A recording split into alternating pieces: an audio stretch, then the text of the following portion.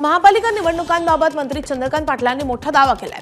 राज्यामधल्या महापालिकांच्या निवडणुका आधी होतील तर 10वी-12वीच्या परीक्षेनंतर जिल्हा परिषदा पंचायत समितीच्या निवडणुका पार पडतील असा दावा मंत्री चंद्रकांत पाटलांनी केलाय। पिंपरी चिंचवड महापालिका निवडणूक लढण्यास इच्छुक असणाऱ्यांना अर्ज वाटप देखील सुरू केल्याचं चंद्रकांत पाटील यांनी जाहीर केलंय। तसेच शहरामधल्या स्थानिक पदाधिकाऱ्यांची बैठक घेऊन चंद्रकांत पाटलांनी सर्वांना निवडणुकीच्या तयारीला लागण्याची सूचना दिल्या। महानगरपालिका होईल आणि मग जिल्हा परिषदा 10वी-12वीची परीक्षा झाल्यानंतर होतील असं माझं मत आहे।